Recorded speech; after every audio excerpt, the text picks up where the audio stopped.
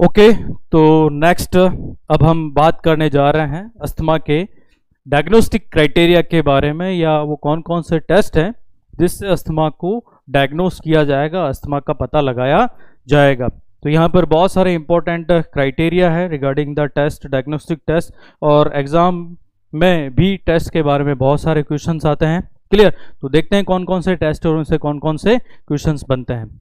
First of all, diagnosis करने के लिए एज यूजुअल जो हमने प्रीवियस डिजीज में किया है, यहां पर भी हिस्ट्री लेनी पड़ेगी। That is basically the health history. Clear? बहुत सारी चीजें आपको पेशेंट से पूछनी है और बहुत सारी इंपॉर्टेंट इंफॉर्मेशन पेशेंट आपको सिंपली बता देगा। क्लियर? आपको हिस्ट्री में पर्सनल हिस्ट्री लेना है, फैमिली हिस्ट्री लेना है, इन्वायरमेंटल हिस्ट्री लेना है, ऑक्यूपेशनल हिस्ट्री के बारे में बात करनी है। देखो, ये बहुत सारी इंपॉर्टेंट हिस्ट्री के टाइप्स हैं और इनसे बेसिकली आपको इटियोलॉजी के बारे में आइडिया लगेगा। पर्सनल हिस्ट्री में आप पूछोगे कि पर्सन स्मोकिंग तो नहीं करता है, क्योंकि हमने देखा स्मोकिंग एक बहुत प्रोमिनेंट प्रेसिपिटेटिव फैक्टर है। अगर करता है तो प्रोबेबिलिटी वहां पे बढ़ जाती है अस्थमा के होने की। तो इससे पता चलेगा either the person is smoker और नॉन स्मोकर। फैमिली हिस्ट्री लेने से पता चलेगा कि पेरेंट्स में तो अस्थमा नहीं है, या सिबलिंग्स में तो अस्थमा की इस तरह की कोई प्रॉब्लम नहीं है, तो बच्चों में भी जो है, पेशेंट में भी प्रोबेबिलिटी बढ़ जाती है, क्योंकि हमने देखा अस्थमा होने के कारण हेरिडिटिकल ट्रांसमिशन भी है। तो हेरिडिटी वाली इंफॉर्मेशन आपको फैमिली हिस्ट्री लेने से पता चलेगी। इन्वायरमेंट, जहां वो रह रहा है वो इन्वायरमेंट कैसा है, वहां की हवा कैसी है, हवा शुद्ध है या अशुद्ध है, पॉल्यूटेड तो नहीं है। जिस इन्वायरमेंट में रह रहा है वहाँ एक्सट्रीम हॉट क्लाइमेट तो नहीं रहता है, एक्सट्रीम कोल्ड क्लाइमेट तो नहीं रहता है। तो ये भी बेसिकली प्रोबेबल एलर्जेंस की कैटेगरी में आते हैं। तो वो चीज़ें आपको इन्वायरमेंटल हिस्ट्री लेने से पता चलेगी। इसके अलावा ऑक्यूपेशनल हिस्ट्री, पेशेंट किस ऑक्यूपेशन में काम कर रहा है, क्योंकि कुछ ऑक्यूपेशंस ऐसे होते हैं जो फ्रीक्वेंटली डस्ट को जनरेट करते रहते हैं, और डस्ट भी आजकल एक प्रोमिनेंट एलर्जेंस की तरह काम करता है। बहुत सारे लोगों को डस्ट से एलर्जी होती है, तो वही हमको देखना पड़ेगा कि किसने कोई ऐसा ऑक्यूपेशन तो चूज नहीं कर रखा है जहां फ्रीक्वेंटली डस्ट जनरेट हो रही हो, तो वो भी आपको ऑक्यूपेशनल हिस्ट्री लेने से पता चलेगा। तो प्रॉबेबली ये जो चीज़ है, इससे आपको इटियोलॉजी पता करने में थोड़ी सी आसानी होगी, और फिर आप पता लगा पाएंगे कि आइदर पर्सन को अस्थमा है या नहीं है, प्रोबेबिलिटी वहां है या नहीं है। क्लियर? हिस्ट्री लेने के बाद हमको पेशेंट का फिजिकल एग्जामिनेशन करना पड़ेगा। फिजिकल एग्जामिनेशन का सिंपली मतलब होता है एग्जामिनेशन ऑफ द फिजिक मतलब बॉडी। सिस्टमेटिक वे में हम बॉडी को, दैट मीन्स सिर से लेके पांव तक पेशेंट की बॉडी को इन्वेस्टिगेट करते हैं। That is simply the physical examination. बहुत सारी टेक्निक्स होती हैं यहाँ पर एग्जामिन करने की। इंस्पेक्शन करते हैं हम, ऑस्कल्टेशन करते हैं, परकशन करते हैं, पाल्पेशन करते हैं, मैनिपुलेशन भी कई बार किया जाता है, ऑल्फेक्शन भी करते हैं। तो यहाँ पर रेस्पिरेटरी सिस्टम में पर्टिकुलर इस अस्थमा को डायग्नोस करने के लिए हम फिजिकल एग्जामिनेशन क्या करेंगे, और उससे हमको क्या चीजें पता चलेगी। हमने साइन एंड सिम्टम्स में एक साउंड के बारे में पढ़ा था, दैट इज विजिंग साउंड या विज साउंड। हमें पता है ये high pitch musical whistling sound होता है। ये ड्यू टू एयरवे ऑब्स्ट्रक्शन की वजह से होता है, और ये दोनों ही होता है, inspiratory as well as expiratory. Probability expiration के समय आता है, लेकिन इंस्पिरेटरी भी साउंड भी होता है। तो आप देखोगे, कान से आप सुनोगे कि पेशेंट जब भी ब्रीथ आउट प्रोबेबली कर रहा है तो एक हाई पिच का म्यूजिकल विसल लाइक साउंड वो प्रोड्यूस कर रहा है। तो ये करेक्टरिस्टिक सिम्टम है अस्थमा का, तो पता चलेगा हाँ प्रॉब्लम है वहां पे regarding the airway obstruction, it may be asthma. Clear? तो wheezing sound, high pitch wheezing sound आता है, इसको सिबिलेंट रोंकाई भी कहते हैं। दूसरा जो चीज आपको फिजिकल एग्जामिनेशन से पता चलेगी वो एक दूसरी साउंड हम बोल रहे हैं क्रैकल साउंड। ये भी हाई पिच एक साउंड होता है, लेकिन ये साउंड होता है बबलिंग साउंड। ऊपर वाला तो था म्यूजिकल विस्लिंग साउंड, विसल के जैसे, और ये है बबल साउंड। क्या होता है कि एयर स्पेस में जब पानी होता है, तो यहाँ पे हम देख रहे हैं due to the inflammatory response mucus production वहाँ हो रहा है। तो जब भी हवा एक्सेस म्यूकस से गुजरेगी तो म्यूकस में पानी है प्रोबेबली, तो वहाँ पे बुलबुले निकलेंगे, और वही बबल साउंड अगर आप स्टेथोस्कोप लगा के सुनेंगे, यहाँ पर आपको इनडायरेक्ट ऑस्कल्टेशन करना पड़ेगा। इनडायरेक्ट दैट मीन्स स्टेथोस्कोप काम में लेना पड़ेगा, तब आप जो है क्रैकल साउंड को सुन पाएंगे। तो क्रैकल भी मिलता है अस्थमा के पेशेंट में, तो वो एज फिजिकल एग्जामिनेशन से आपको पता चलेगा। क्लियर? इसके अलावा patient due to airway obstruction जो ब्रीथ करता है वो नॉर्मल ब्रीथ नहीं करता, उसको असेसरी मसल्स को काम में लेते हुए ब्रीथ करना होता है। तो आप देखोगे कि पेशेंट के नेक में, चेस्ट में, पीछे स्कैपुला की तरफ बहुत सारी मसल्स कांटेक्ट होती है ड्यूरिंग द इंस्पिरेशन। तो दैट मीन्स व्हाट कि ये भी एक तरीके से सिम्टम है अस्थमा का। तो हमको पता चलेगा कि प्रोबेबली वहां पे एयरवे ऑब्स्ट्रक्शन है और person get difficult to take breath in. तो अगर पर्सन असेसरी मसल्स को काम में ले रहा है तो ये फिजिकल एग्जामिनेशन से पता चलेगा, और ये सिम्टम है तो it may B probably the person have asthma. तो ये सारी चीजें आपको फिजिकल एग्जामिनेशन से पता चलेगी। क्लियर? विजिंग साउंड आएगा, क्रैकल्स आपको सुनाई देंगे, और आप इंस्पेक्ट करोगे तो पेशेंट अपनी असेसरी मसल जो होती है ब्रीदिंग की उसको यूज करता हुआ मिलेगा। Clear? That is simple general test. इसके अलावा और अब कुछ सिग्निफिकेंट टेस्ट के बारे में बात करते हैं। Blood test. उस पेशेंट का अगर आप ब्लड टेस्ट करेंगे तो ब्लड में कुछ आपको स्पेसिफिक चीजें फाइंड करनी पड़ेगी। जैसे उस पेशेंट के ब्लड में जो इम्यूनोग्लोबुलिन ई है उसका लेवल बढ़ा हुआ मिलेगा। पैथोफिजियोलॉजी में हमने बात करी है कि जब भी कोई एलर्जेंस या इरिटेंट एयरवे में जाता है तो WBC IgE प्रोड्यूस करती है। ये एक तरीके से एंटीबॉडी है, ये वो एंटीजन को न्यूट्रलाइज करती है, और साथ में यही मास्ट सेल के साथ जब जुड़ेगी तो इन्फ्लामेटरी जो मीडिएटर्स होते हैं, केमिकल्स होते हैं जो इन्फ्लामेशन कॉज करते हैं, उसको ये प्रोड्यूस कराती है। तो नो डाउटली उस व्यक्ति के ब्लड में जिसको प्रोबेबली एलर्जिक अस्थमा है, आप देखेंगे ब्लड में IgE का लेवल क्या होगा, बढ़ा हुआ मिलेगा। इसके अलावा इयोसिनोफिल्स काउंट वो भी आपको बढ़े हुए मिलेंगे अगर पेशेंट को अस्थमा है। हमने पढ़ा इयोसिनोफिल्स के बारे में, ब्लड के अंदर पढ़ा है कि जब भी बॉडी में एलर्जिक रिएक्शन होता है या पैरासाइटिक इन्फेक्शन होता है तो प्रोबेबली इयोसिनोफिल्स जो है अपनी काउंट को बढ़ा देता है, इयोसिनोफिल अपनी नंबर्स को बढ़ा देता है। तो यहाँ पर भी हम देखेंगे कि ब्लड में पेशेंट की इयोसिनोफिल्स की संख्या क्या हो रही है as compare to the normal blood, यहाँ पे ज़्यादा मिलेगी। तो ये दोनों पॉजिटिव फाइंडिंग्स है अस्थमा की। पेशेंट के ब्लड में IgE आपको ज़्यादा मिलेगा और साथ में उस ब्लड में आपको इयोसिनोफिल्स की जो संख्या है वो भी ज़्यादा मिलेगी। क्लियर? नेक्स्ट इंपॉर्टेंट टेस्ट के बारे में बात कर रहे हैं, that is sputum test. Sputum test बहुत इंपॉर्टेंट टेस्ट होता है, बहुत सारी रेस्पिरेटरी इलनेसेस के अंदर हम इसको करते हैं। क्लियर? तो अभी अस्थमा में क्या क्या स्पुटम में मिलेगा वो बाद में बात करते हैं, पहले general as an sputum test, general test के बारे में बात करते हैं। तो नाम से पता चल रहा है ये टेस्ट किया जाता है by simply picking up a sample of sputum. Sputum बहुत सारी रेस्पिरेटरी डिजीजेज में जनरेट होता है। तो यहां पर हम स्पुटम में दो तरह के टेस्ट करते हैं। एक तो स्पुटम में हम माइक्रोस्कोपिक विजुअलाइजेशन करते हैं ऑर्गेनिज्म का, और दूसरा स्पुटम में कुछ इंपॉर्टेंट कैरेक्टरिस्टिक्स देखते हैं। जैसे यहाँ पर कोई माइक्रो ऑर्गेनिज्म नहीं है तो स्पुटम में कोई ऑर्गेनिज्म एज यूजुअल नहीं मिलता, यहाँ पे हमको कुछ कैरेक्टरिस्टिक्स मिलेंगे। तो ओवरऑल जनरल डिजीजेज में कहीं पर आपको माइक्रोस्कोपिक एग्जामिनेशन करने की जरूरत पड़ती है स्पुटम में, कहीं पे आपको कुछ कैरेक्टरिस्टिक्स देखने होते हैं। यूजुअली स्पुटम का पहले कल्चर करते हैं, फिर इसको माइक्रोबायोलॉजिकल टेस्ट किया जाता है माइक्रोस्कोपी के थ्रू। क्लियर? टीबी में आपने देखा होगा ये कंफर्मेटरी टेस्ट होता है, स्पुटम टेस्ट। इसके अलावा अस्थमा में हम बात कर रहे हैं, न्यूमोनिया में भी स्पुटम टेस्ट एक बहुत इंपॉर्टेंट एक तरीके से कंफर्मेटरी टेस्ट हम बोल सकते हैं, ऑर्गेनिज्म किस कौन सा है जिसने न्यूमोनिया किया, तो वो सारे यहाँ पर होता है स्पुटम टेस्ट के अंतर्गत। स्पुटम टेस्ट में क्वेश्चन आता है कई बार कि स्पुटम कलेक्शन कैसे करना होता है। तो सिंपली स्पुटम कलेक्शन हमको पेशेंट को आइदर एक्सपेक्टोरेशन के द्वारा कलेक्ट करवाना है या ट्रेकियल सक्शनिंग के द्वारा। कई बार क्या होता है कि पेशेंट को एक्टिव कफिंग नहीं होती है, कफ नहीं करता है वो, तो ऐसा स्पुटम भी वो प्रॉपर जो होता है एज एन सैंपल वो बाहर नहीं निकाल पाता है, तो हमें ट्रेकियल सक्शनिंग करने की जरूरत होती है। अगर एक्सपेक्टोरेशन से आता है वेल एंड गुड, अदरवाइज हमको ट्रेकिया की सक्शनिंग करते हुए वहाँ के कंटेंट को बाहर निकालना होता है। अगर एक्सपेक्टोरेशन से हम सैंपल निकाल रहे हैं तो पेशेंट को पहले बोलना है डीप इनहेलेशन करें, 3 या 4 बार गहरी सांस लें और फिर डीप कफिंग करें। गहरी सांस लेगा तो प्रोबेबली जो डीपर एयरवे है वहाँ से सैंपल बाहर आएगा और वो जो हमको इंटरप्रिटेशन देगा रिजल्ट का वो अच्छा देगा। क्लियर? तो डीप इंस्पिरेशन करने के बाद डीप एक्सेलेशन करते हुए हमको सैंपल को कलेक्ट करना होता है। यूजुअली सिंगल जो सैंपल क्वांटिटी होती है वो 15 ml होती है। 15 ml का एक स्टेराइल कंटेनर होता है, उसके अंदर हमको सैंपल को कलेक्ट करना होता है।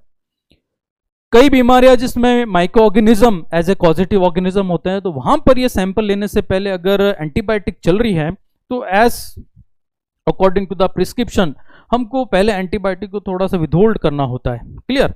क्योंकि अगर आप एंटीबायोटिक देके सैंपल देंगे तो एज सच माइक्रो ऑर्गेनिज्म वहां पे आएगा नहीं, क्योंकि वो ऑलरेडी किल्ड हो चुका होता है एंटीबायोटिक के थ्रू। तो यहाँ पर हमको, चूंकि अस्थमा की हम बात करेंगे तो यहाँ एज सच कुछ एंटीबायोटिक हम इनिशियली दे नहीं रहे, लेकिन जैसे कि न्यूमोनिया के बारे में बात करें, टीबी के बारे में बात करें, तो वहाँ इस बात का थोड़ा सा ध्यान रखना है कि एंटीबायोटिक पहले पेशेंट नहीं ले रहा हो, ये हिस्ट्री में उससे हमको पता कर लेना होता है। क्लियर?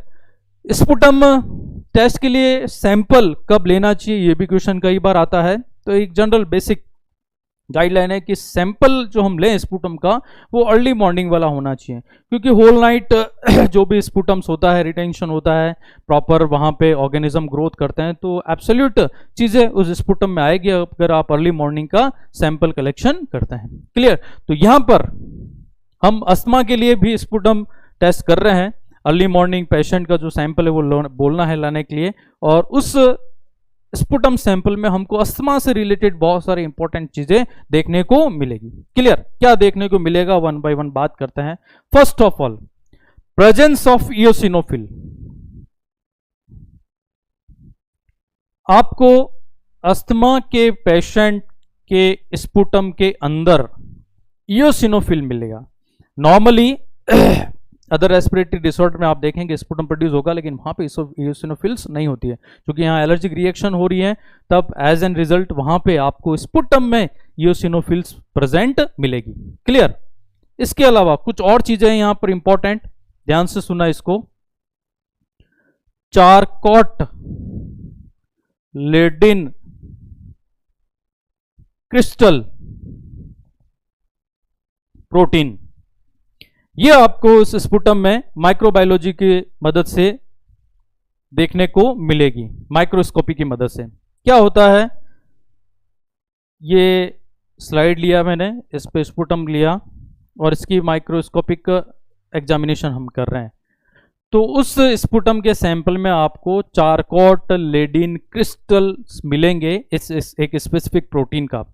देखो, क्रिस्टल का मतलब दाने, एक ऐसी प्रोटीन जो दानेदार हो, और उस प्रोटीन का नाम हमने बोला चारकोट लेडिन क्रिस्टल प्रोटीन। बेसिकली ये नाम है दो लोगों के जिन्होंने इस तरह की क्रिस्टलाइज प्रोटीन पता की थी अस्थमा के पेशेंट के स्पुटम के अंदर। क्या होता है, ये स्मीयर है, ये सैंपल है, और यहाँ पर आपको अंदर दानेदार क्रिस्टल ऑफ एक स्पेसिफिक इयोसिनोफिलिक प्रोटीन होती है गैलेक्टिन 10, वो प्रोटीन आपको यहाँ पर क्रिस्टल्स के रूप में दिखेगी। आप जब माइक्रोस्कोपिकली इसको देखेंगे तो यहाँ पर इस तरीके से दानेदार स्पेसिफिक इयोसिनोफिलिक प्रोटीन गैलेक्टिन 10 कहते हैं इसको, गैलेक्टिन 10, ये प्रोटीन यहाँ पे देखने को मिलेगी। तो ये पर्टिकुलर फाइंडिंग सिर्फ अस्थमा के स्पुटम में होती है, ये पॉजिटिव फाइंडिंग ये मिल रहा है, दैट मीन्स प्रोबेबली पर्सन को क्या है, अस्थमा है। क्लियर? तो दोबारा बता दूं, ये लोगों के नाम है जिन्होंने ये बताया था किस तरह की प्रोटीन होती है इयोसिनोफिलिक प्रोटीन, जो अस्थमा के पेशेंट के स्पुटम में आप माइक्रोस्कोपिकली देख सकते हैं। क्लियर? तो ये लोगों के नाम है। प्रोटीन क्रिस्टलाइज होती है, दाने के रूप में होती है, इसलिए इसको बोल दिया क्रिस्टल प्रोटीन। प्रोटीन का नाम है इयोसिनोफिलिक प्रोटीन गैलेक्टिन 10। तो ये एक फाइंडिंग है अस्थमा के पेशेंट के स्पुटम के अंदर। इसके लिए आपको कुछ नहीं, स्मीयर बनाना है और उसको माइक्रोस्कोप के अंदर देखना है।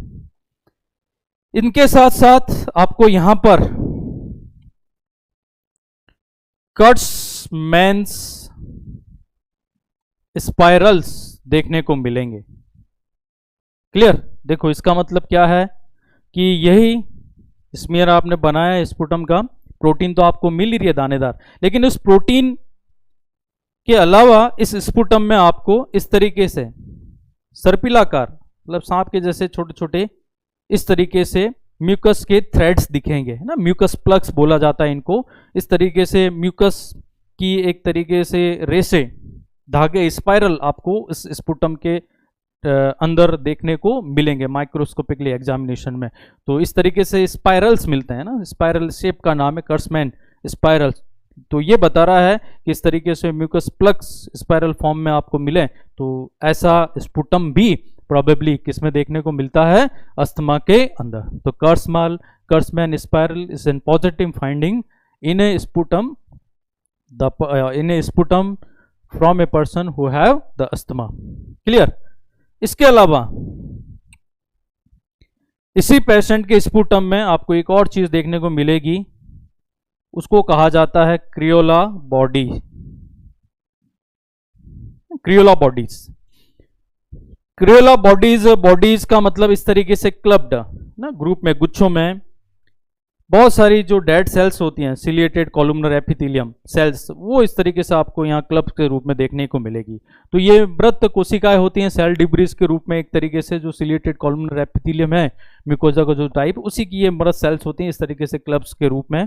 तब हम बोलेंगे ये क्या है, क्रियोला बॉडीज। तो ये आपको देखने को मिले, हम बोलेंगे ये भी पॉजिटिव फाइंडिंग है अस्थमा के केस में। क्लियर। तो देखो क्या हुआ, हमने स्पुटम लिया, स्पुटम को बिना कल्चर किए माइक्रोस्कोपिकली देखेंगे तो आपको ये चीजें दिखेगी।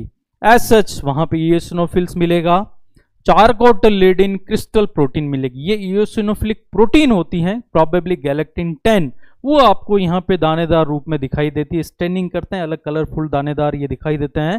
चारकोटिलेडीन ने इसको बनाया था इसलिए इसका ये नाम है। इसी स्पुटम में आपको म्यूकस एक तरीके से 2 सेंटीमीटर इस तरीके से स्पाइरल धागे के रूप में दिखेंगे अस्थमा के पेशेंट के स्पुटम में, हम बोलेंगे ये कर्ट्समैन स्पाइरल है, ये भी पॉजिटिव फाइंडिंग है। और इसी स्पुटम में आपको गुच्छों के रूप में मृत सिलिएटेड कॉलुमनर जो एपिथेलियल सेल्स होती हैं वो भी मिलेगी, ये हम बोलते हैं ये क्रियोला बॉडीज हैं।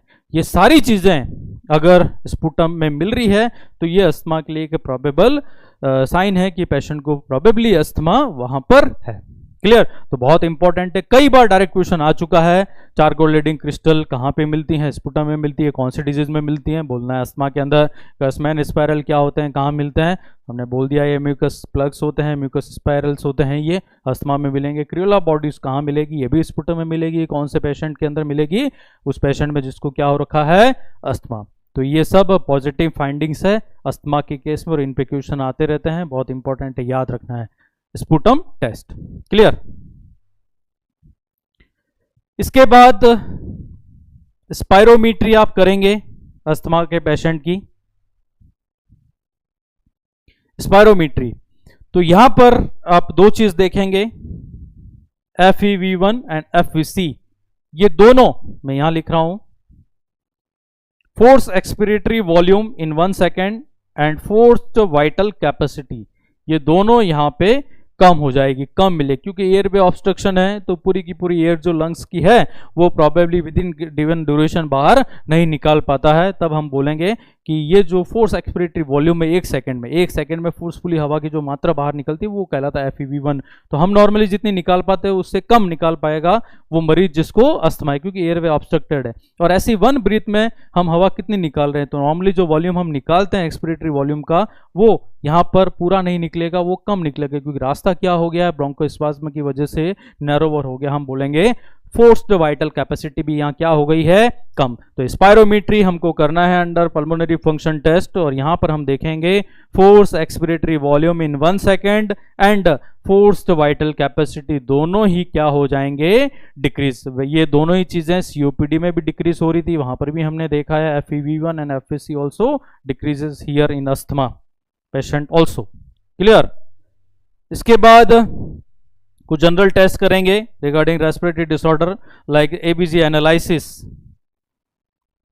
ABG analysis. क्लियर, नाम से पता चल रहा है, arterial blood gas analysis. Artery से ब्लड लेना है और उस ब्लड में गैसें जो मिल रही है उनका एनालिसिस करना है। तो ब्लड में 2 गैसें आपको मिलेगी, एक गैस मिलेगी ऑक्सीजन, दूसरा मिलेगा कार्बन डाइऑक्साइड। दोनों का पार्शियल प्रेशर हमको यहाँ पता करना है। तो अस्थमा के पेशेंट में चूंकि रेस्पिरेटरी डिसऑर्डर है तो उस ब्लड में ऑक्सीजन कम मिलेगी, दैट मीन्स उसके द्वारा जो प्रेशर लगा जाएगा ब्लड में वो कम मिलेगा, और पार्शियल प्रेशर ऑफ CO2 जो है वो यहाँ पर भी क्या मिलेगी, ज़्यादा मिलेगी। तो इस तरीके से ये जो फाइंडिंग है ये एक तरीके से फाइंडिंग है रेस्पिरेटरी एसिडोसिस का।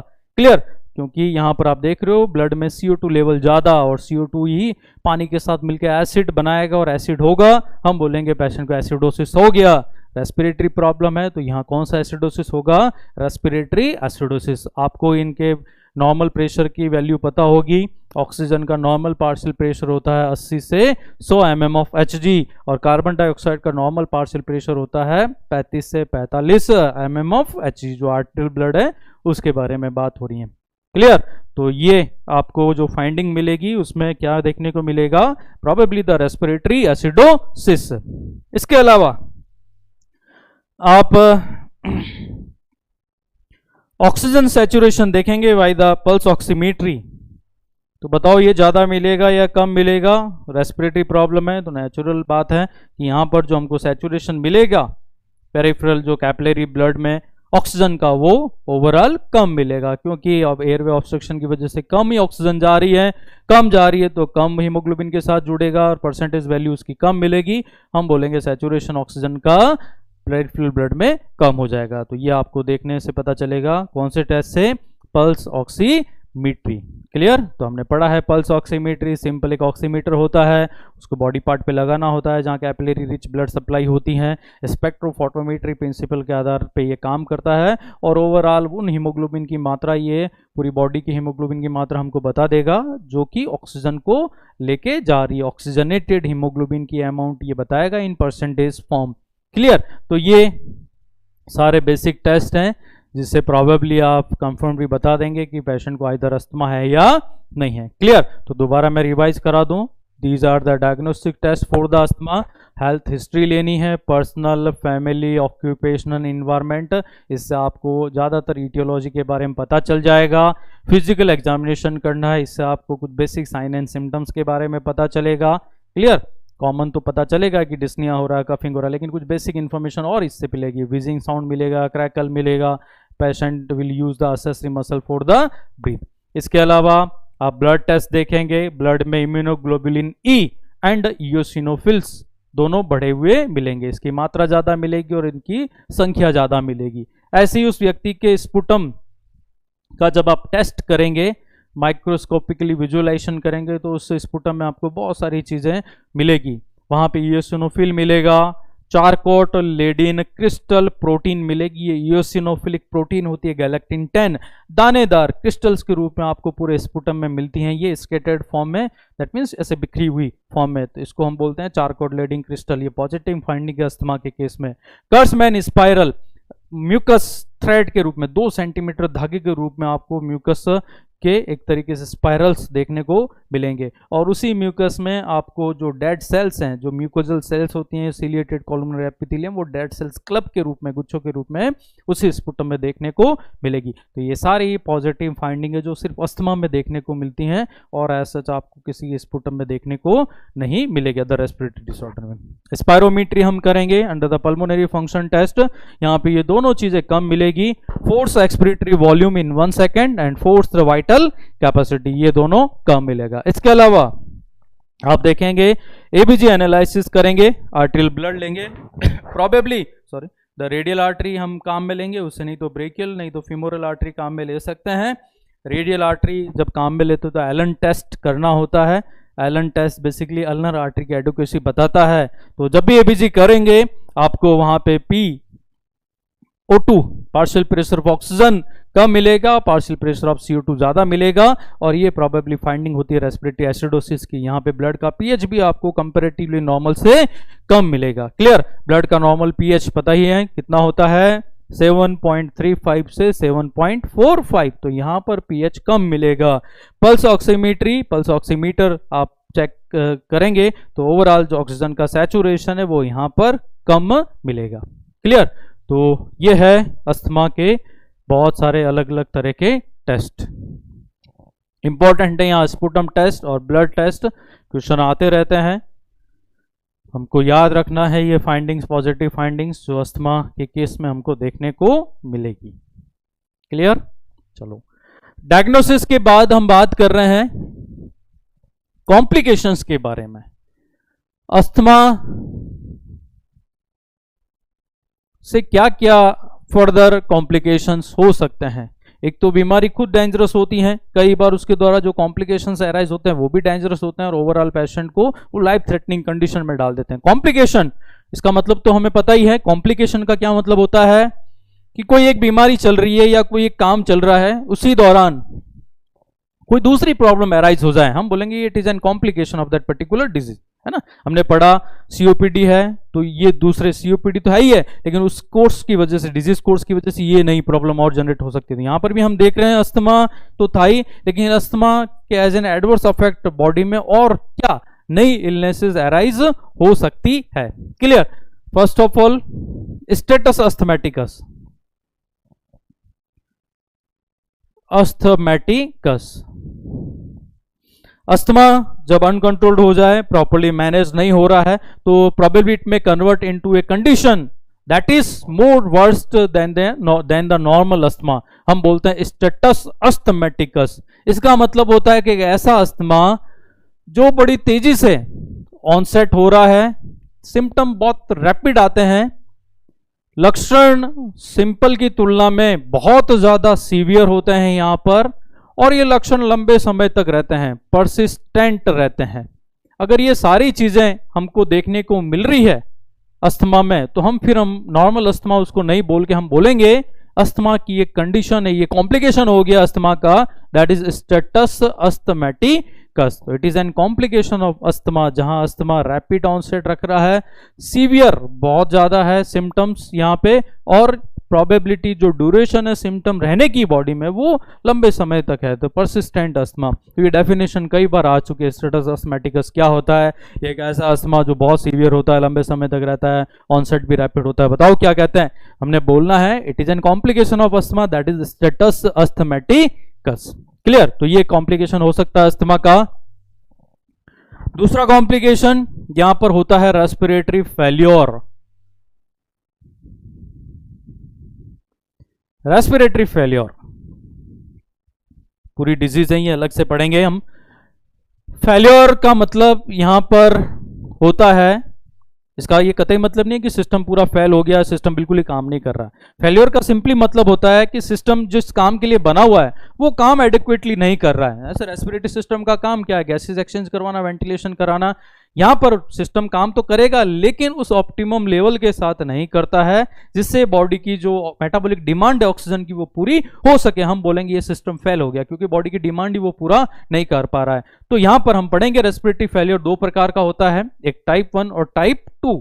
टाइप 1 को हम बोलते हैं हाइपोक्साइमिक रेस्पिरेटरी फेल्योर, और दूसरे टाइप 2 को हम बोलते हैं वेंटिलेटरी रेस्पिरेटरी फेल्योर, या इसको बोलते हैं हाइपरकैप्निक रेस्पिरेटरी फेल्योर। तो जो टाइप 2 रेस्पिरेटरी फेल्योर है वो प्रोबेबली होता है as an complication of the asthma. Clear. Failure, respiratory failure. तीसरा हम बात करें न्यूमोनिया, यहां पर होगा। न्यूमोनिया में एक तरीके से जो लंग पेरेन्काइमा है, प्रोबेबली वो एरिया जहां गैसेस एक्सचेंज होता है और उसके सराउंडिंग एरिया जो भी होता है इंटरस्टिशियल एरिया, वहां पे प्रोबेबली इन्फ्लामेशन हो जाता है। तो चूंकि अस्थमा भी एक क्रोनिक इन्फ्लामेटरी कंडीशन है, तो इन्फ्लामेशन और फर्दर डीपर जा सकता है और जो लंग पेरेन्काइमा उसको भी इन्फ्लाम्ड कर सकता है। तो न्यूमोनिया भी अस्थमा का एक कॉम्प्लिकेशन है। Pneumonia that means inflammation of lung parenchyma. बहुत इंपॉर्टेंट डिजीज है, बहुत क्वेश्चन आते हैं इसमें से, डिटेल में बात करेंगे। क्लियर। एटिलैक्टेसिस, एटिलैक्टेसिस है ना, दो वर्ड से बना है, एटल एक्टेसिस।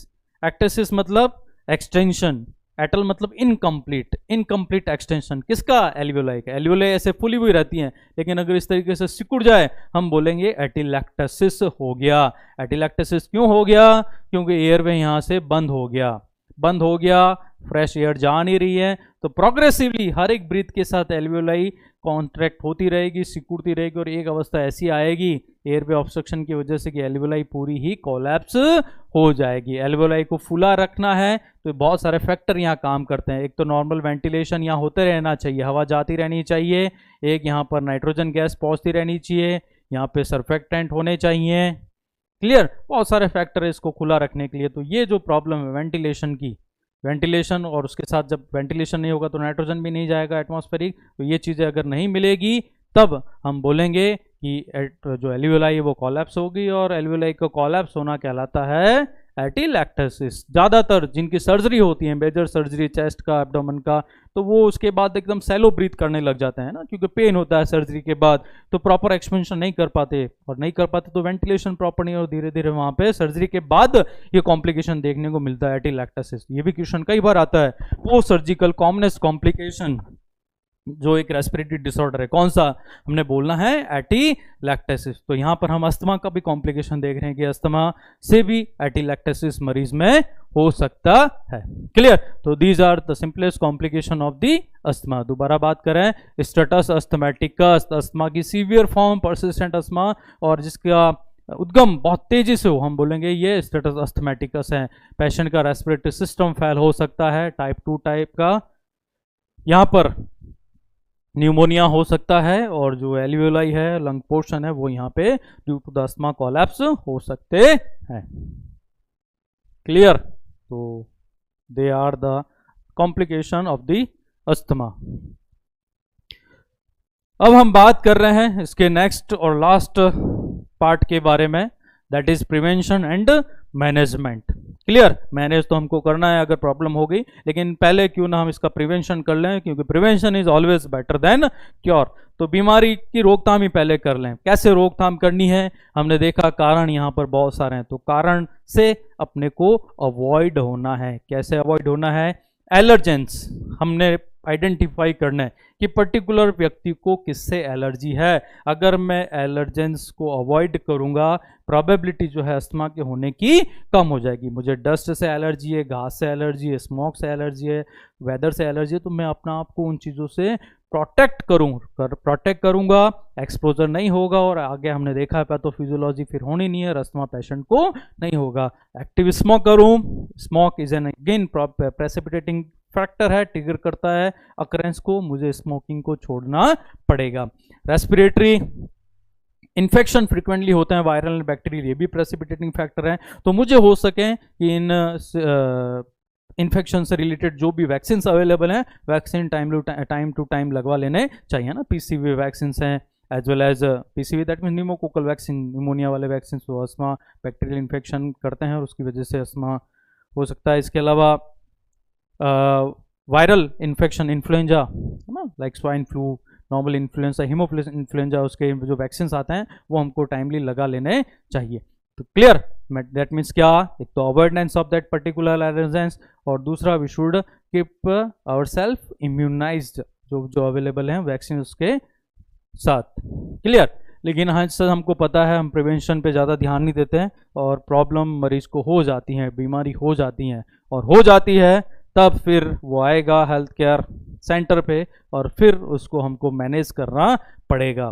मैनेजमेंट यहाँ पर सिर्फ मेडिकल मैनेजमेंट होता है, कोई सर्जिकल मैनेजमेंट नहीं है अस्थमा का। और मेडिकल मैनेजमेंट भी मैं बता दूं, अस्थमा का कोई इलाज नहीं है, कोई क्योर नहीं है। हम यहाँ सिर्फ अस्थमा के सिम्टम्स को रिलीव करेंगे, या सिम्टम्स का जो सीवियरिटी, जो प्रोग्रेशन होता है टुवर्ड्स द सीवियरिटी, उसको कम करेंगे, अस्थमा को कंट्रोल करेंगे। क्लियर? इलाज 100% ट्रीटमेंट यहाँ पर नहीं होगा, हम कंट्रोल कर सकते हैं, well control with the help of some drugs, some medicine. Clear? तो वही वन बाय वन हम बात करते हैं कौन कौन सी ड्रग्स यहाँ पर हम अस्थमा के ट्रीटमेंट में काम में लेंगे। Clear? First of all, emergency management.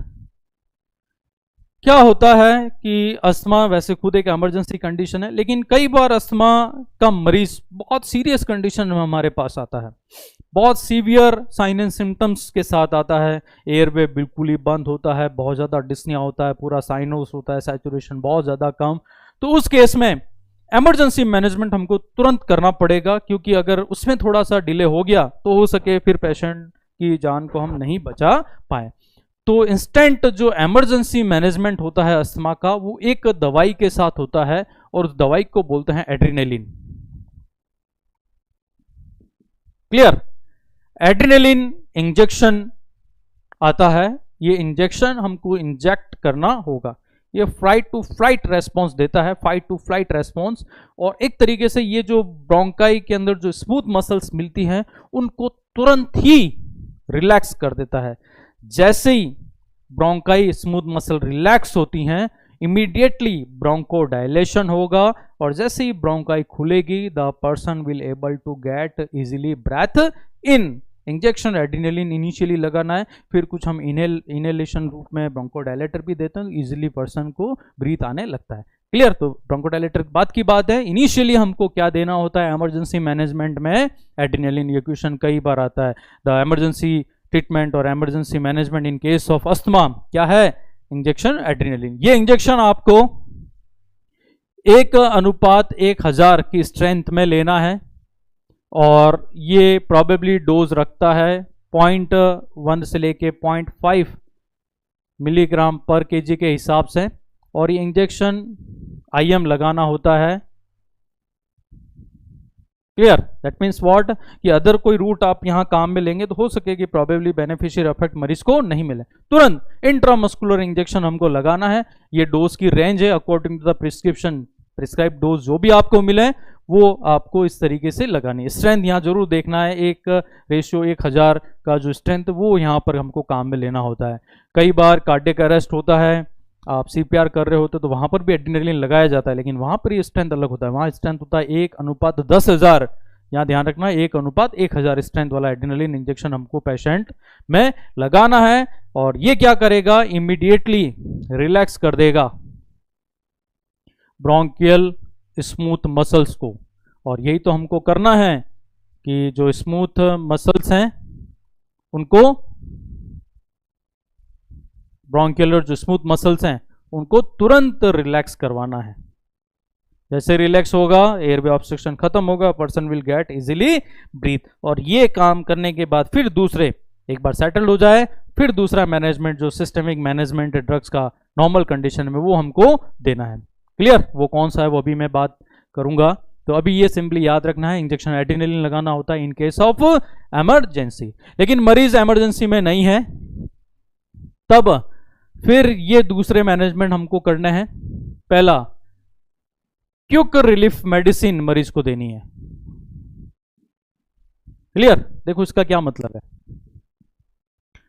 मरीज हमारे पास आया इमरजेंसी में तब तो पहले ये काम करना है और फिर उसके बाद ये काम करना है। लेकिन मरीज आया अस्थमा का लेकिन इमरजेंसी कंडीशन में नहीं है, सिम्टम बहुत ज़्यादा सीवियर नहीं है, लाइफ थ्रेटनिंग कंडीशंस में अभी नहीं पहुंचा है, तो एड्रेनलिन लगाने की बिल्कुल ही जरूरत नहीं है। हम फिर मैनेजमेंट उसका करेंगे यहाँ से स्टार्ट। क्विक रिलीफ मेडिसिन, ऐसी कुछ दवाइयाँ देंगे जिससे पेशेंट को तुरंत आराम मिले, तुरंत एयरवे जो ऑब्स्ट्रक्शन है वो रिलीव हो और पर्सन को अच्छे से ब्रीथ आए। वो सारी दवाइयाँ हम बोलेंगे ये क्विक रिलीफ मेडिसिन है। और क्विक रिलीफ मेडिसिन में एक ही दवाई दी जाती है, उसको कहा जाता है ब्रोंकोडायलेटर। ब्रोंकोडायलेटर नाम से ही पता चल रहा है कि ये कुछ ऐसी दवाइयाँ हैं जो हमारे ब्रोंकाई ब्रोंक्यूल्स को एज वेल एज क्या करेगी? डायलेट करेगी। उनके अंदर जो स्मूथ मसल्स मिलती हैं उनको एक तरीके से रिलैक्स करने का काम करती है। तो हमने देखा है ब्रोंकोडायलेटर की 3 कैटेगरी होती हैं, एक B2 एड्रेनर्जिक एगोनिस्ट ब्रोंकोडायलेटर, एक एंटीकोलिनर्जिक ब्रोंकोडायलेटर, एक होता है मिथाइलजेंथिन। तो यहाँ हमको क्विक रिलीफ मेडिसिन के रूप में जो ब्रोंकोडायलेटर देने हैं वो 2 प्रकार के देने हैं। 2 प्रकार के कौन से? एक तो देना है short acting B2 adrenergic agonist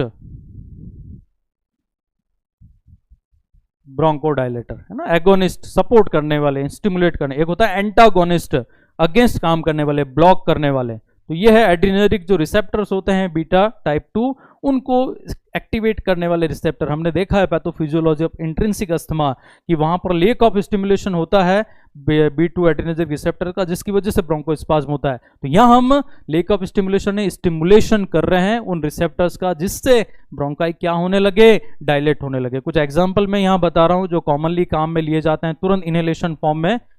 salbutamol,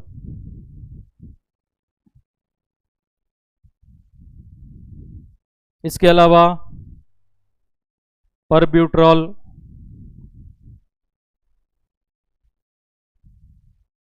clear? परब्यूट्रॉल, salbutamol, ये दोनों क्या है? Short acting B2 adrenergic receptor. Short acting का क्या मतलब होता है कि जैसे ही आपने दिया तुरंत 20 मिनट में इनका इफेक्ट आना स्टार्ट होगा प्रोबेबली, और ये 2 से 4 घंटे वहां पे इफेक्ट पेशेंट में रखेंगे। एक लेवल ब्यूटेरॉल और होता है, लेवल ब्यूटेरॉल। क्लियर?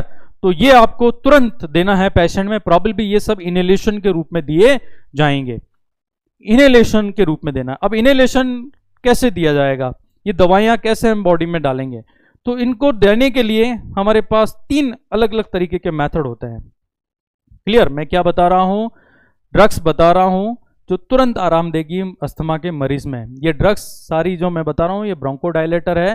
ब्रोंकोडायलेटर यहां हम 2 तरीके के डिफरेंट कैटेगरी के देंगे। एक कैटेगरी तो मैंने यहां लिखी है और दूसरी अभी बताऊंगा, लेकिन पहले जो ये कैटेगरी लिखी है, ये कैटेगरी की दवाइयां कैसे देनी है वो मैं बता रहा हूं।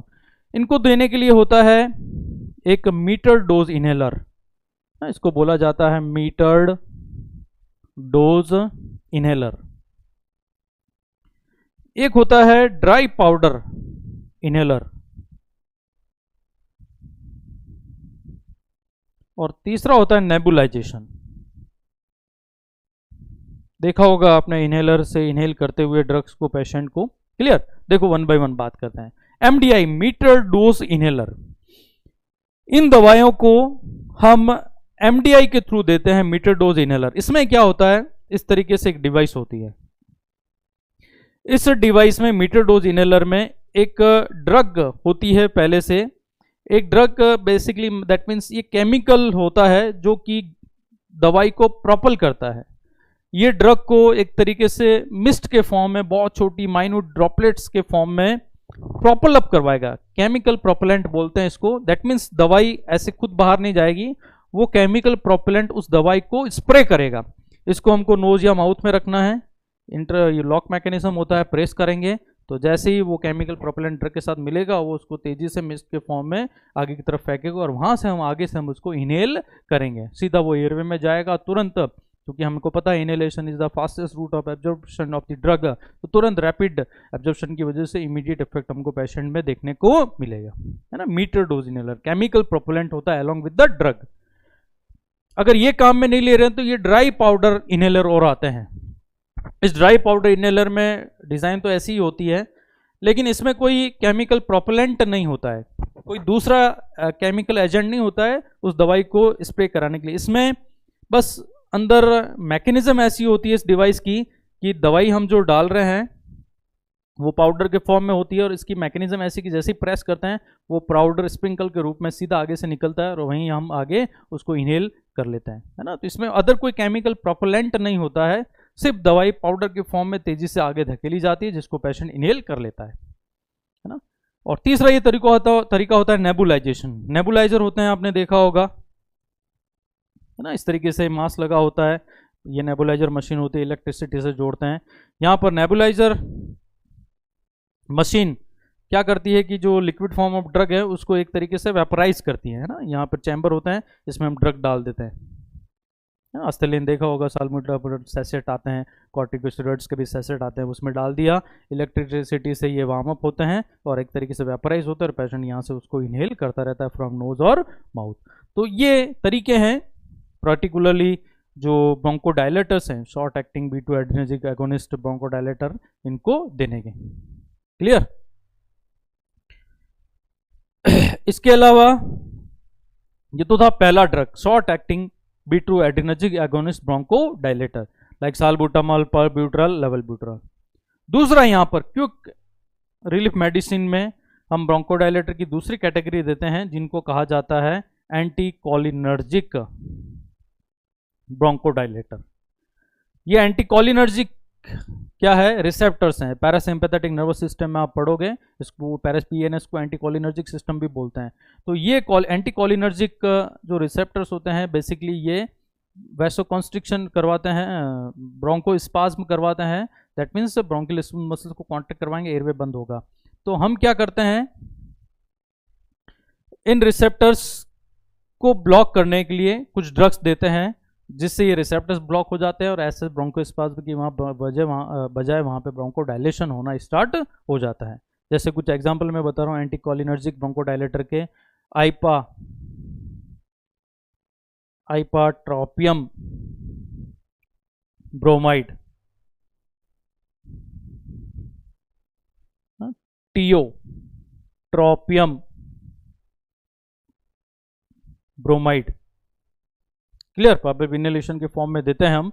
तो आइपाट्रोपियम ब्रोमाइड, टियोट्रोपियम ब्रोमाइड, ये भी ब्रोंकोडाइलेटर हैं, क्विक रिलीफ मेडिसिन के अंतर्गत आते हैं, तुरंत पेशेंट को आराम देंगे, लेकिन इनके काम करने का तरीका अलग है। ये एंटीकोलिनर्जिक ब्रोंकोडाइलेटर, तो अकॉर्डिंग टू द प्रिस्क्रिप्शन हमको तुरंत आइदर शॉर्ट एक्टिंग ये या एंटीकोलिनर्जिक ब्रोंकोडाइलेटर पेशेंट को दे देने होते हैं। क्लियर, तो that means what, emergency management है तो एड्रेनालिन लगाना है, जैसे सेटल हो जाए तो ये काम करना ही करना है, लेकिन इमरजेंसी में मरीज नहीं है तो हमको direct quick relief medicine patient को देनी है। वंस पेशेंट सेटल डाउन, हमको तीसरा टाइप का मैनेजमेंट यहाँ ड्रग के रूप में करना है, और उनको हम बोलते हैं long term control medicine. Clear, that means what, एक बार पेशेंट सेटल डाउन हो गया, उसके बाद हम अस्थमा को कंट्रोल करने के लिए लंबे समय तक चलने वाली दवाइयां देंगे, लॉन्ग टर्म कंट्रोल मेडिसिन। क्योंकि अभी हमने बोला ट्रीटमेंट नहीं है, कंट्रोल करना पड़ेगा, तो कंट्रोल करने के लिए ड्रग्स को प्रोबेबली लंबे समय तक मरीज को देना पड़ेगा। क्लियर, तो मैनेजमेंट को एक तरीके से हमने 3 भागों में बांट दिया ना, एक इमरजेंसी मैनेजमेंट, उसके बाद क्विक रिलीफ मैनेजमेंट, उसमें क्विक रिलीफ मेडिसिन देनी थी जिसमें हम ब्रोंकोडाइलेटर दे रहे हैं, एक ही ड्रग है सिर्फ ब्रोंकोडाइलेटर, लेकिन उसके ग्रुप 2 हैं, 2 कैटेगरी है, short acting B2 adrenergic agonist, इसके एग्जांपल लिखे मैंने, साल्बुटामॉल, पल्बिट्रॉल, लेवोल्विट्रॉल, ये anticholinergic bronchodilator, ipratropium bromide, tiotropium bromide. Clear, तो जब एक बार क्विक रिलीफ मिल जाए मरीज को, तब आपको अस्थमा को कंट्रोल करने के लिए लॉन्ग टर्म कंट्रोल मेडिसिन देनी होगी। और अब मैं यहां लिख रहा हूं लॉन्ग टर्म दी जाने वाली वो मेडिसिन कौन सी जो अस्थमा को कंट्रोल करेगी, long term control medicine. Clear, किसके लिए, अस्थमा के लिए। तो जब पेशेंट एक बार सेटल्ड हो जाए, हमको ये ड्रग्स लंबे समय तक पेशेंट को देनी पड़ेगी। फर्स्ट ऑफ ऑल यहां पर हम बात करते हैं कॉर्टिकोस्टेरॉइड्स की।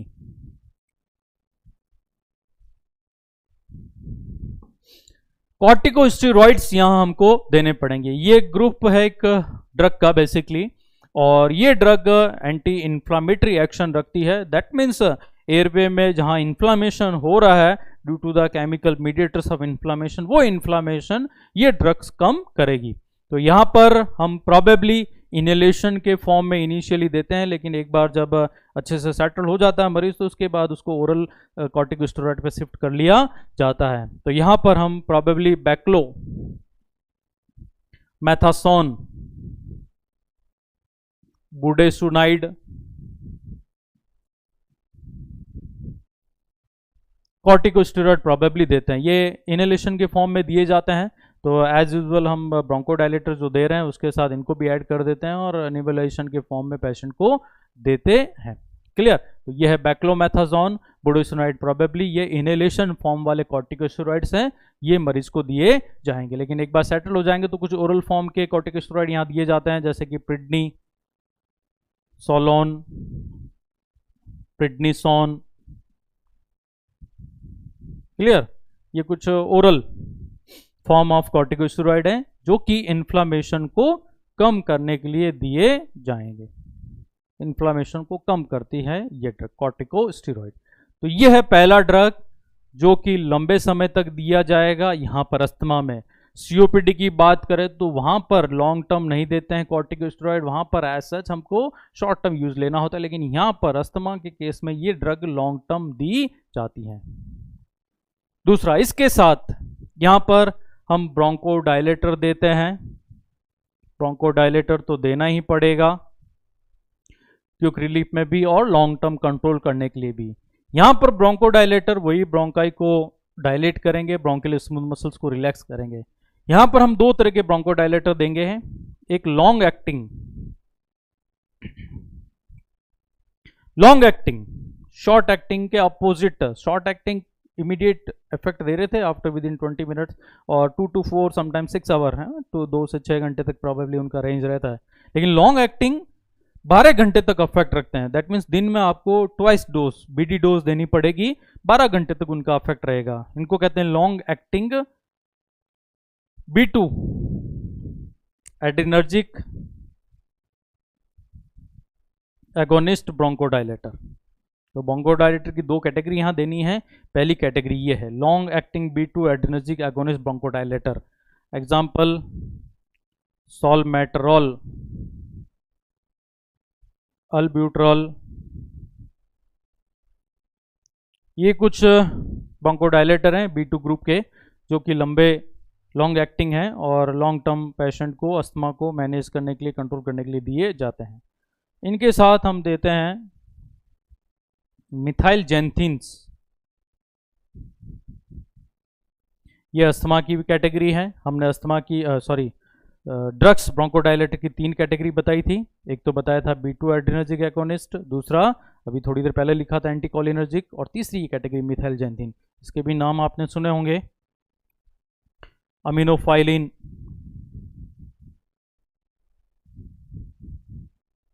थियोफाइलिन,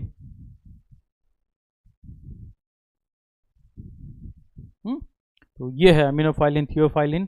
प्रोबेबली ये हम देंगे पेशेंट को लॉन्ग टर्म अस्थमा को कंट्रोल करने के लिए। तो ये दूसरा ड्रग हो गया after corticosteroid, these are the bronchodilator. ये ड्रग्स देनी है ब्रोंकोडायलेटर में, जरूरी नहीं दोनों दो, अकॉर्डिंग प्रिस्क्रिप्शन जो भी prescribed either long acting methyl xanthine ये मरीज में दे सकते हैं। तीसरा जो ड्रग यहाँ देते हैं हम पेशेंट को अस्थमा को कंट्रोल करने के लिए, उसको कहा जाता है ल्यूकोट्राइन्स मॉडिफायर या ल्यूकोट्राइन रिसेप्टर ब्लॉकर भी कहते हैं उनको। एक तरीके से ये ल्यूकोट्राइन्स को मॉडिफाई करते हैं, या मैं बोलूं ल्यूकोट्राइन का जो इन्फ्लामेटरी एक्टिविटी है उसको ये रोकते हैं। उनके जो रिसेप्टर्स होते हैं एज सच ये उनको ब्लॉक कर देते हैं, और जिसकी वजह से ल्यूकोट्राइन एज सच फिर एक्टिवली वो केमिकल मीडिएटर इन्फ्लामेशन का नहीं रह जाता है। दैट मीन्स फर्दर वो इन्फ्लामेशन कॉज वहां पे नहीं करता है। तो कुछ ड्रग्स आती हैं यहाँ पर ल्यूकोट्राइन मॉडिफायर के नाम से। क्लियर, नाम सुना होगा आपने मॉन्टी ल्यूकास्ट, मॉन्ट्रेल से सुना होगा मॉन्टेल्यूकास्ट प्लस लिवोसिट्रिजिन, तो वही जो मॉन्टी है दैट इज मॉन्टेल्यूकास्ट। ऐसे जैफर ल्यूकास्ट नाम सुना होगा आपने, जैफिर ल्यूकास्ट।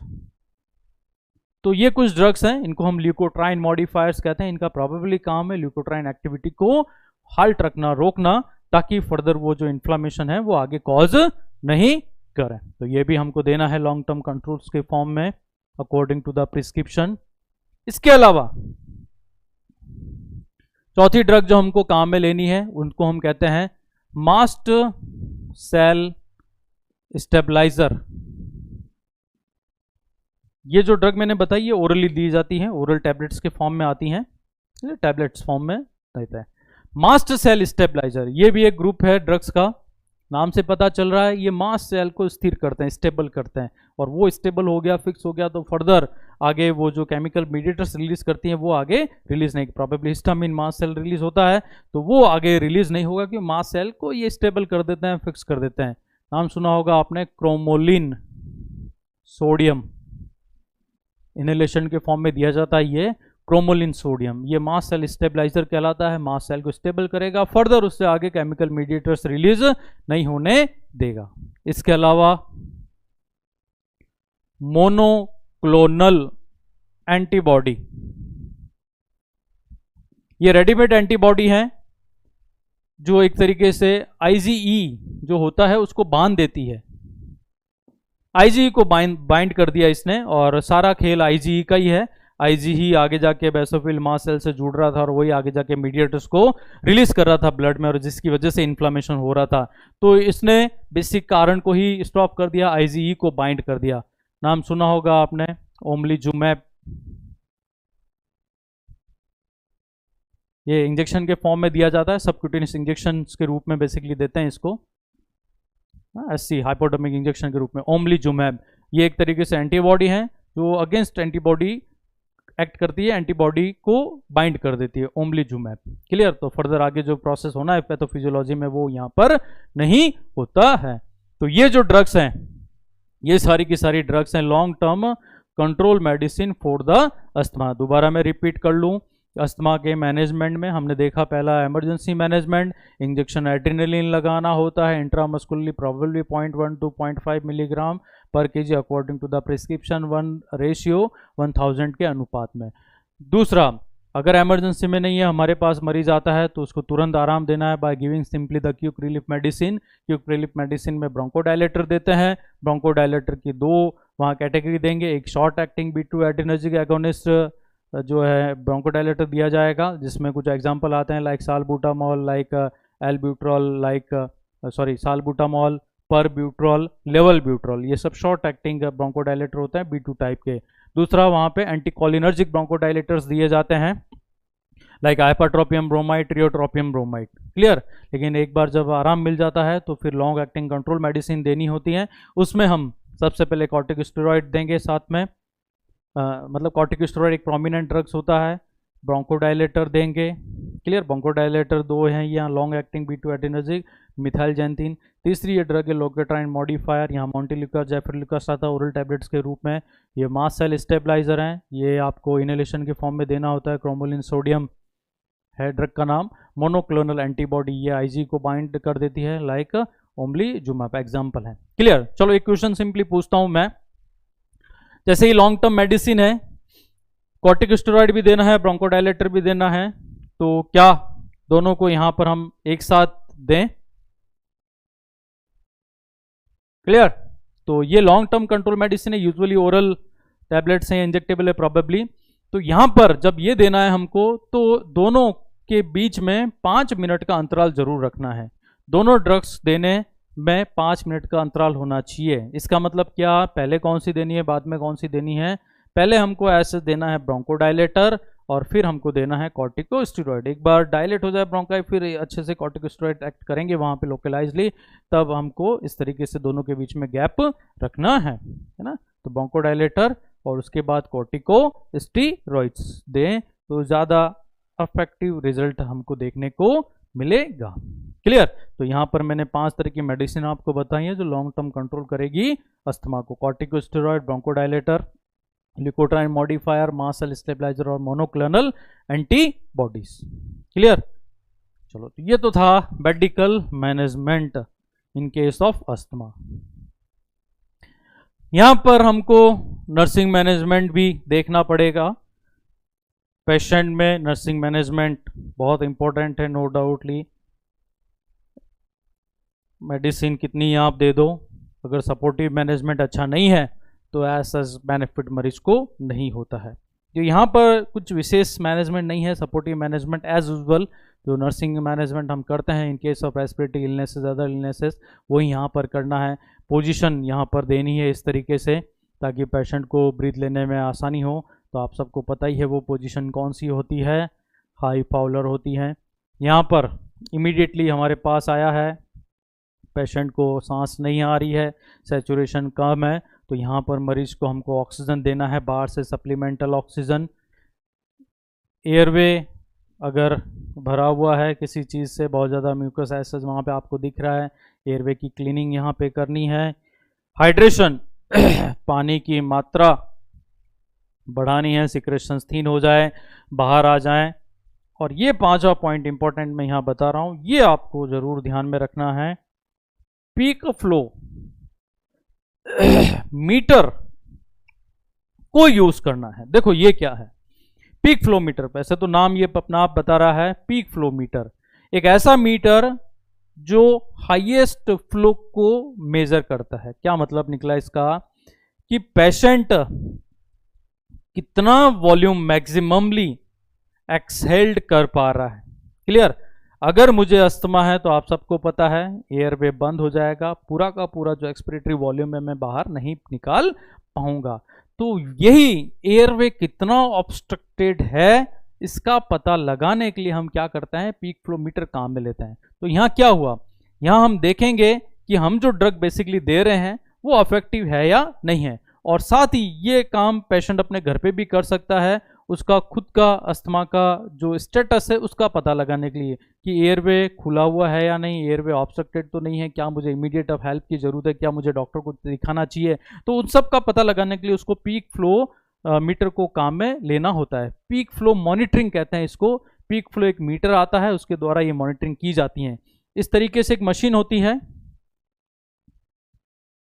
यहाँ संख्या होती है, नंबर्स लिखे होते हैं और बीच में एक लाइन होती है और यहाँ कलर कोडेड होते हैं, कलर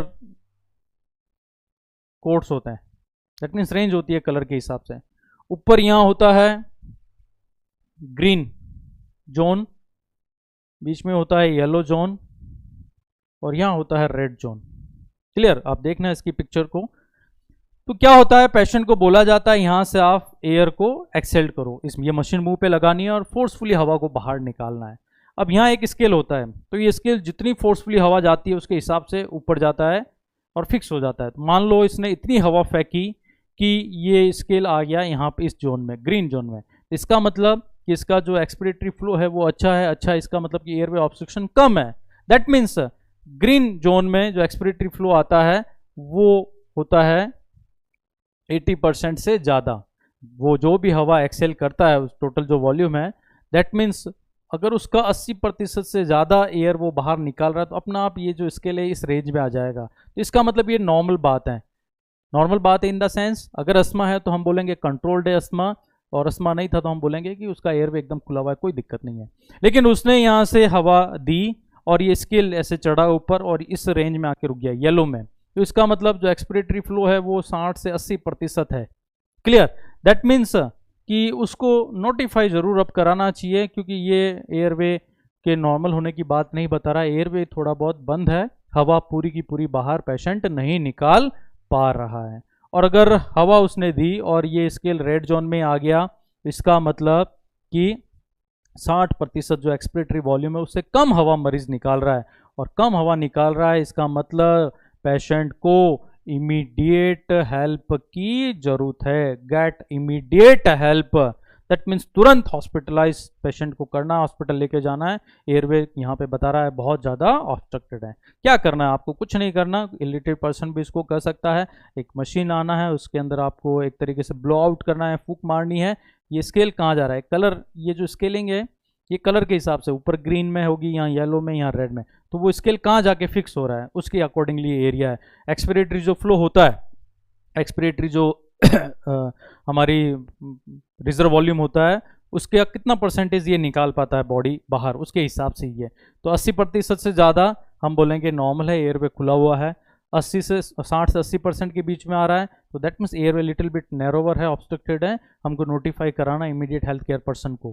क्लियर? और अगर रेड जोन में आ रहा है तो एयरवे बहुत ज़्यादा ऑब्स्ट्रक्टेड है और तुरंत पेशेंट को इमीडिएट हेल्प की यहाँ पर ज़रूरत है।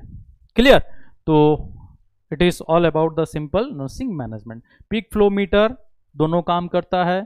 मैनेजमेंट, मेडिकल मैनेजमेंट इफेक्टिव चल रहा है या नहीं चल रहा है इससे पता चलेगा। अगर मैं दवायाँ दे रहा हूँ, अगर काम कर रही है तो ग्रीन रेंज में पेशेंट का पीक फ्लो आएगा। नहीं मैनेजमेंट अच्छा चल रहा है तो नेचुरल येलो या रेड में आएगा। इसके अलावा मरीज सपोज घर पे भी है और उसको अस्थमा के अटैक आते रहते हैं तो पीक फ्लो मीटर रखना चाहिए हमेशा, वो कॉन्स्टेंटली एयरवे ऑब्स्ट्रक्शन को पेशेंट को बताता रखेगा। ये एक्चुअली एयर का जो पीक फ्लो होता है एक्सपिरेशन के दौरान उसको मॉनिटर करता है। क्लियर? तो we should use peak flow meter to monitor peak flow. Clear? तो that is simple the management of the asthma. तो हमने जो अस्थमा के बारे में बात करी उसको थोड़ा सा रिवाइज कर लेते हैं। दोबारा मैं बता रहा हूं सारी वही पॉइंट, एक बार रैपिड रिवीजन हो जाएगा। तो asthma simply chronic inflammatory conditions of the airway characterized by the periods of reversible bronchospasm। इसमें रिवर्सिबली ब्रोंकोस्पाज्म होता है। ब्रोंकोस्पाज्म अपने आप भी ठीक हो जाता है या मैनेजमेंट से ठीक हो जाता है, परमानेंट ब्रोंकोस्पाज्म इसमें नहीं होता है। इसमें एयरवे बहुत ज़्यादा रिएक्ट करता है, हाइपर रेस्पॉन्सिव हो जाता है, म्यूकोजल इडेमा हो जाता है, म्यूकोजा की स्वेलिंग हो जाती है और साथ में म्यूकस प्रोडक्शन मरीज में होता है। यहाँ पर अस्थमा होने के 3 कारण हैं। एक हेरिडिटी कॉज, आनुवंशिकता पेरेंट से, दूसरा एक्सटेंसिव कॉज, यहाँ एलर्जेंस होते हैं इन्वायरमेंट के, वो जाते हैं एयरवे में और इरिटेट करते हैं, अस्थमा करते हैं। और तीसरा होता है इंट्रिंसिक फैक्टर, ऐसे कारण जो अननोन है, जो हमको पता नहीं होते। यहाँ कुछ एक्सटेंसिक फैक्टर के साथ साथ प्रेसिपिटेटिंग फैक्टर भी होते हैं जो अस्थमा के होने की दर को ट्रिगर करते हैं, अकरेंस को बढ़ा देते हैं। जैसे स्मोकिंग, पर्सन स्ट्रेस में है, एक्सरसाइज कर रहा है problem in the cold environment, patient को रिकरेंट बैक्टीरियल वायरल इन्फेक्शन हो रहे हैं, रेस्पिरेटरी इन्फेक्शन। इसके अलावा गैस्ट्रोइसोफेजियल रिफ्लक्स डिजीज क्लियर। इसके अलावा कुछ ड्रग्स हैं like aspirin, like B2 blockers, like the morphine, ये सब प्रेसिपिटेटिंग फैक्टर्स के अंदर आते हैं। पैथोफिजियोलॉजी में हमने देखा एक्सटेंसिव अस्थमा कैसे होता है। जैसे ही कोई एलर्जेंस हमारे एयरवे के थ्रू हमारे रेस्पिरेटरी ट्रैक्ट में जाता है तो ये उस रेस्पिरेटरी सिस्टम के अंदर जो कनेक्टिव टिश्यूज की मास सेल हैं, जैसे वो एलिमेंट एयरवे में जाएगा तो सिस्टम में जो WBC हैं पर्टिकुलरली वो IgE प्रोड्यूस करेगी और वो IgE immunoglobulin E basically airway की मास सेल और बेसोफिल्स, मास सेल कनेक्टिव टिश्यू में, बेसोफिल्स ब्लड में उसके साथ जुड़ेगा और chemical mediators of inflammation release करेगा और उसकी वजह से वहाँ लोकलाइज इन्फ्लामेशन हो जाएगा, एयरवे हाइपर रेस्पॉन्सिव हो जाएगा, कैपिलरी डायलेशन होगा। क्यों होगा? क्योंकि ज़्यादा ब्लड वहाँ भेजना है। क्यों भेजना है? क्योंकि ज़्यादा पानी वहाँ भेजना है। पानी क्यों भेजना है? क्योंकि जो इरिटेंट गया उसको वॉश आउट करना है, उसको धोना है वहाँ पे, तो वॉश आउट होगा तो प्रॉब्लम कम होगी। तो ये बॉडी का प्रोटेक्टिव मैकेनिज्म है, लेकिन चूंकि इतना डायलेशन हो जाता है कि रास्ता नैरो हो जाता है। इसके अलावा जो ब्रोंकियल स्मूथ मसल्स हैं उनका भी काम है, ये भी डिफेंड करने के लिए करती है बॉडी को कि वो स्पाज्म शो करती है, एयरवे को नैरो करती है ताकि एंट्री कम से कम हो। तो एंट्री तो एजेंट की कम हो रही है लेकिन साथ में ऑक्सीजन भी नहीं मिल रही है और ये सब चीज़ें हम बोलेंगे पेशेंट को क्या है, अस्थमा। इंट्रिंसिक का पैथोफिजियोलॉजी हमने देखा था कि अननोन कारण की वजह से सिंपैथेटिक नर्वस सिस्टम एक्टिवेट हो जाता है और उसके दो रिसेप्टर होते हैं ब्रोंकियल वॉल के अंदर, एक अल्फा एड्रिनर्जिक, दूसरा beta adrenergic. Alpha adrenergic activate हो जाता है, उसकी वजह से ब्रोंकोस्पाज्म होता है due to the intrinsic cause, जबकि इंट्रिंसिक फैक्टर की वजह से बीटा जो एड्रिनर्जिक रिसेप्टर्स होते हैं, B2 adrenergic agonist, B2 adrenergic receptors वो स्टिमुलेट नहीं हो पाते जिसकी वजह से ब्रोंकोस्पाज्म हो जाता है। ब्रोंकोस्पाज्म होना ही अस्थमा है। फिर साइन एंड सिम्टम्स के बारे में बात करी कि पेशेंट को कफ होगा, विद और विदाउट म्यूकस प्रोडक्शन हो सकता है, डिस्निया होगा, नेजल फ्लैरिंग होती हैं, चेस्ट टाइटनेस होता है, विजिंग साउंड यहाँ आती है, हाई पिच विजिंग साउंड होती है, सिबिलेंट ट्रोंकाई कहते हैं, क्रैकल्स हमको यहाँ सुनाई देते हैं, एज वेल एज बहुत ज़्यादा पेशेंट असेसिव मसल को यूज़ करता है ब्रीथ लेने के लिए। लंग साउंड आप सुनेंगे तो शुरू में धीरे आएगा, हो सके लेटर ऑन बाद में बंद भी हो जाए। फिर लेटर सिम्टम में पेशेंट को बहुत ज़्यादा पसीना आता है, टेकिकार्डिया होता है, बॉडी में धीरे धीरे सेंट्रल साइनोसिस होने लगता है। उसके बाद हमने बात करी थी टाइप्स के बारे में, क्या क्या टाइप्स होते हैं अस्थमा के। तो एक टाइप तो ईटियोलॉजी के आधार पर ही होता है, heredity asthma, extrinsic asthma, intrinsic asthma. इसके अलावा कुछ टाइप्स ऐसे हैं जो सिम्टम कितने दिन तक या कितने समय तक आते हैं उसके अकॉर्डिंगली होता है। एक होता है माइल्ड इंटरमिटेंट, एक होता है माइल्ड परसिस्टेंट, एक होता है मॉडरेट परसिस्टेंट और एक होता है सीवियर परसिस्टेंट। माइल्ड परसिस्टेंट में सिम्टम आते हैं सप्ताह में 2 दिन। Clear. Mild persistent, mild intermittent में 2 दिन, माइल्ड परसिस्टेंट में 2 दिन से ज़्यादा लेकिन डेली भी नहीं, सप्ताह से कम। तो ये है सेकेंड टाइप। तीसरा है मॉडरेट परसिस्टेंट, इसमें डेली अस्थमा का अटैक आता है, अस्थमा के सिम्टम आपको देखने को मिलेंगे मरीज में। और चौथा होता है सीवियर परसिस्टेंट, डेली आएंगे, लगातार कंटिन्यू आएंगे और सिम्टम्स की जो इंटेंसिटी है वो भी बहुत हाई रहती है, सीवियर रहते हैं। क्लियर। फिर हमने डायग्नोसिस के बारे में बात करी, हमको हेल्थ हिस्ट्री लेना है, हमको फिजिकल एग्जामिनेशन करना है, हमको ब्लड टेस्ट करना है, ब्लड में हम देखेंगे IgE और इओसिनोफिल ज़्यादा मिलेगी। फिर हमने देखा स्पुटम टेस्ट करेंगे, 4 चीज़ें वहाँ मिलेगी, एक इओसिनोफिल प्रेजेंट होगी वहाँ पर, एक राडकोट लीडिंग क्रिस्टल प्रोटीन्स मिलेगा, एक क्रिला बॉडीज मिलेगी और एक कर्समैन स्पायरल्स वहाँ पे देखने को मिलेंगे। आप स्पायरोमेट्री करेंगे, FEV1 FVC कम मिलेगा। इसके अलावा एज सच आप पल्स ऑक्सीमेट्री से सैचुरेशन देखेंगे, वो नो डाउटली कम मिलेगा। EVG एनालिसिस करेंगे, वो सारी फाइंडिंग मिलेगी जो रेस्पिरेटरी एसिडोसिस बताती हैं, जैसे कि pH कम मिलेगा, पार्शियल प्रेशर ऑक्सीजन कम मिलेगा, as well as partial pressure of CO2 ज़्यादा मिलेगा। क्लियर। डायग्नोसिस। उसके बाद हमने देखा कॉम्प्लिकेशन क्या क्या हो सकता है। तो स्टेटस अस्थमैटिकस हो सकता है पेशेंट को।